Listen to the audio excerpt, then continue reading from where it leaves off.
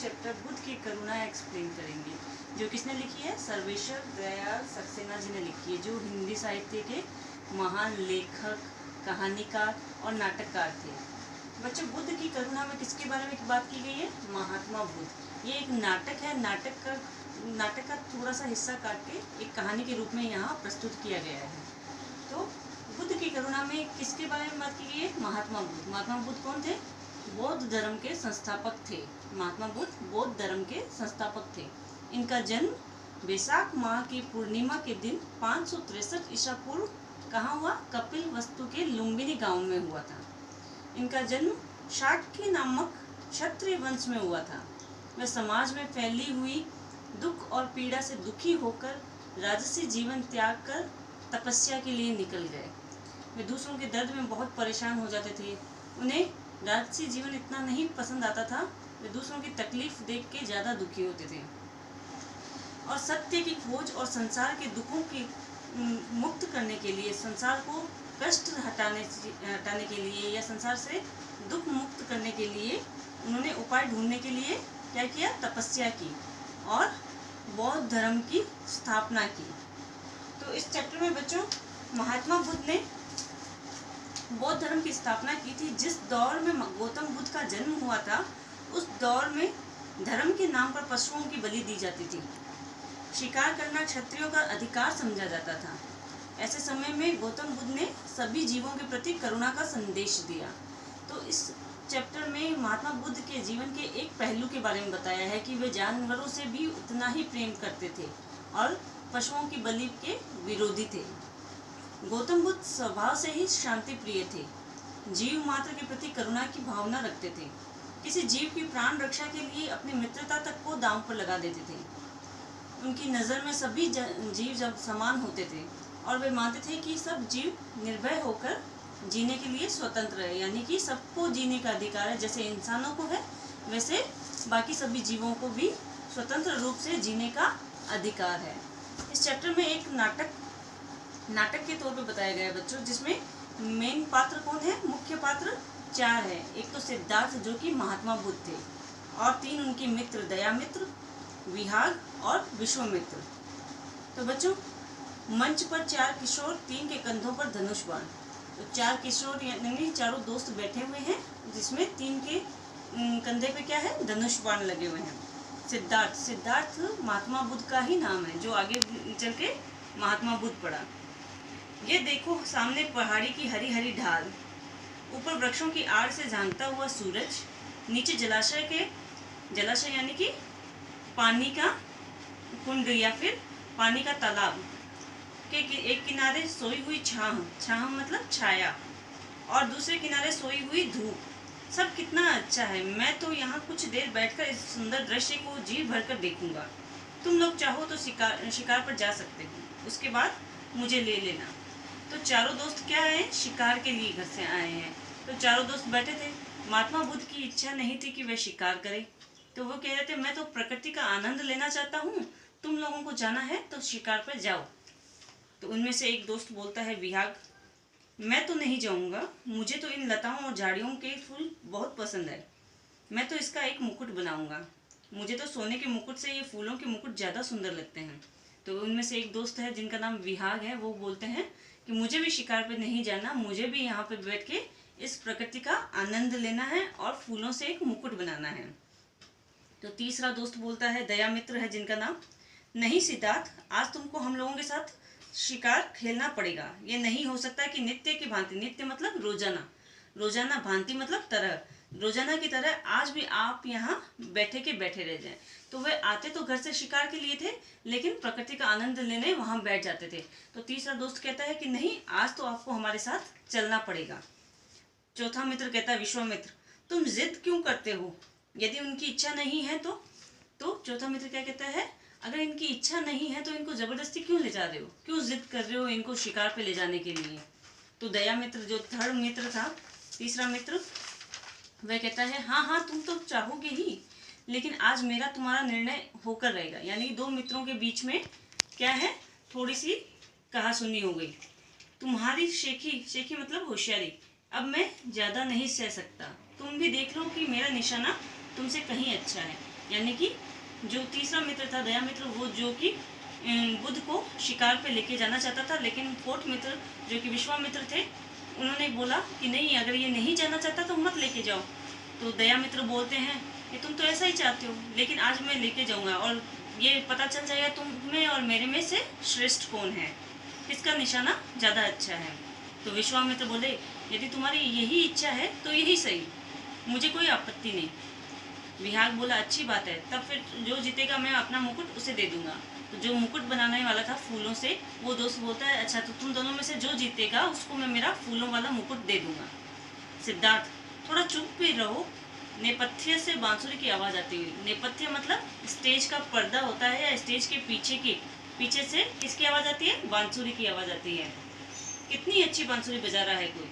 तो सिद्धार्थ क्या बोलते हैं कि तुम लोग लड़ाई करते रहोगे या चुप रहोगे, कितनी अच्छी बांसुरी की आवाज़ आ रही है। तो दया मित्र कहते हैं, सिद्धार्थ, ये जो इस मैदान के पार दूर उस पहाड़ी ढाल पर एक छोटा सा काला काला धब्बा दिखाई दे रहा है, बता सकते हो वह क्या है? तो दया मित्र क्या बोलते हैं, उन्हें कुछ छोटा सा काला काला धब्बा दिख रहा था दूर पहाड़ी के उधर पार से। उन्होंने बोला, आपको पता चल रहा है ये क्या है? तो सिद्धार्थ बोला, कुछ समझ में नहीं आ रहा। दया मित्र बोला, सिद्धार्थ, हम और विश्वामित्र इसका निशाना लगाते हैं, जो लगा ले जाएगा वह जीत जाएगा। तो बोले कि हम दोनों में जो कंपटीशन होने वाला था, जो प्रतियोगिता होने वाली थी, इसी की कर लेते हैं कि जो उस काले धब्बे पे निशान तीर लगा देगा पहले, तो वो जीत जाएगा। सिद्धार्थ बोला, जैसी तुम्हारी इच्छा। दया मित्र बोला, उठाओ अपना धनुष विश्वामित्र, पहला प्रयत्न तुम ही करो। तो दया मित्र पहला चांस किसको देते हैं? विश्वामित्र को देते हैं। नहीं, पहला प्रयत्न तुम ही करो। तो विश्वामित्र वापस बोलते हैं, नहीं, पहली कोशिश तुम ही करो। तो दया मित्र बोलते हैं, अच्छी बात है, मैं तुम्हारी तरह भगोड़ा थोड़े ही हूँ। तो दया मित्र क्या करते हैं, तीर चलाते हैं कि मैं डरता नहीं हूँ, पहले मैं चला दूंगा। दया मित्र खुशी से चिल्लाकर, वह देखो सिद्धार्थ, वह धब्बा खो गया, निशाना ठीक लगा है, चलो देखें क्या है। उन्होंने दूर से तीर मारा तो निशाना सही जगह पर जाके लगा। तो वे सिद्धार्थ को कहते हैं कि देखो, निशाना सही जगह पे लगा है, वो काला धब्बा अब नहीं दिखाई दे रहा है। तो वो सब लोग पहाड़ी के उस पार जाके देखते हैं क्या है। तो सिद्धार्थ, एक बकरी घायल अवस्था में वहाँ पड़ी थी।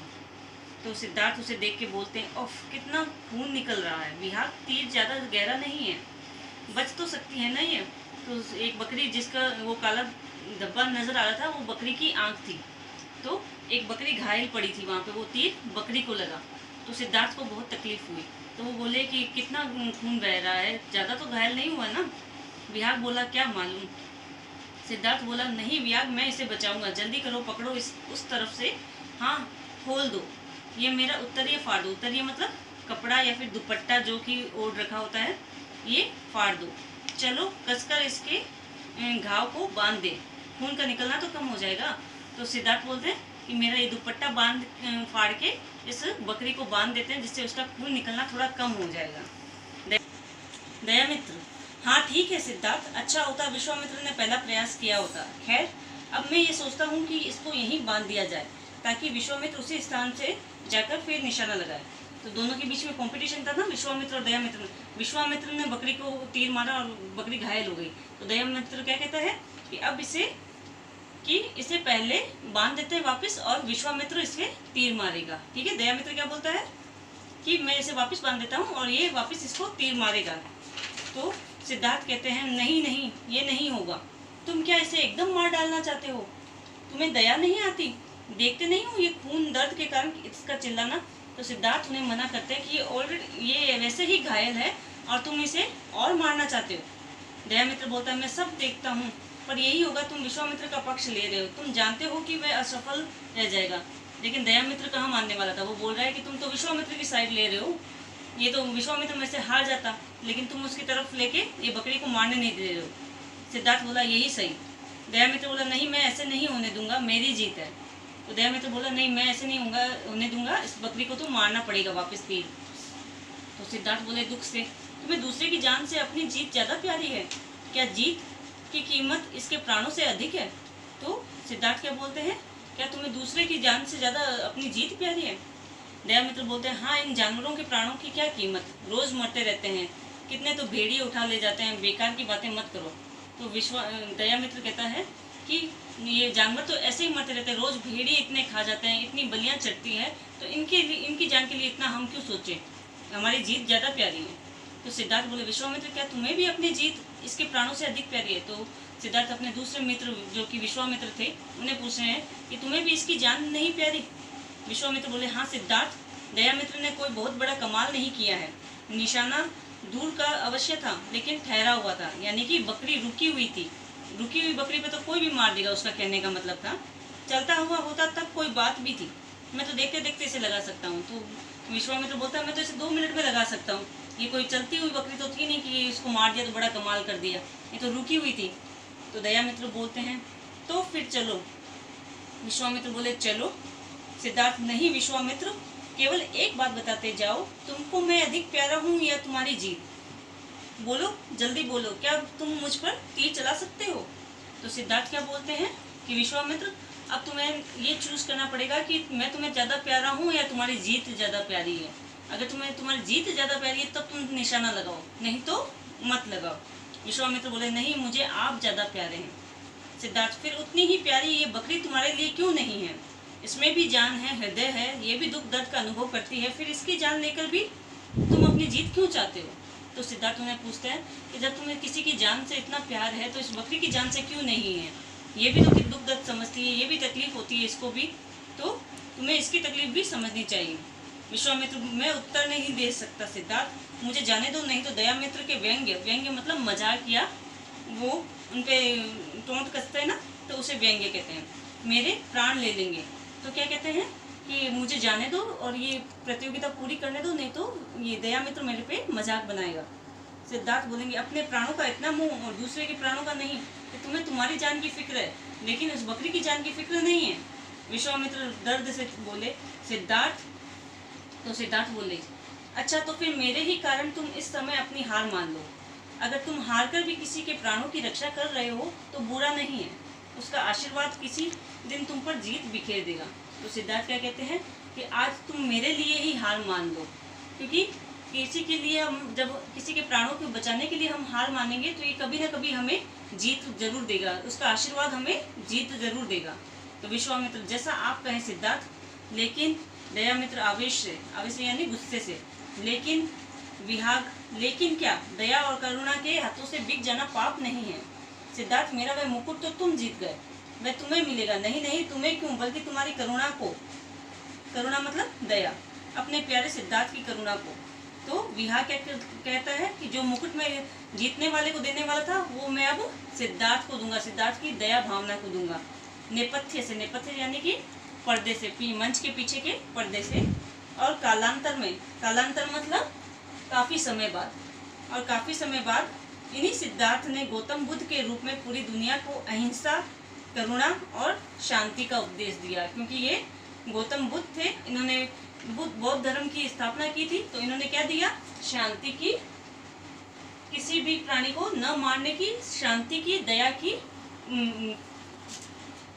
प्रार्थना की थी और इसका प्रचार किया था, उपदेश दिया था। तो बच्चों, इस चैप्टर से आपने क्या सीखा? बच्चों, जिस कार्य को हम उचित समझते हैं हर हाल में हमें उसके ऊपर अड़िग रहना चाहिए, यानी कि जो काम हम सही कर रहे हैं तो हम उससे डरना नहीं चाहिए, वो काम हमें करना चाहिए। और हमें दूसरों की जान की भी उतनी फिक्र करनी चाहिए जितनी हमें हमारी जान की है। जीव जंतु भी, उनमें भी जान होती है, उन्हें भी हर चीज़ का महसूस करने की क्षमता होती है, तो हमें उन्हें तकलीफ नहीं पहुंचानी चाहिए। Thank you.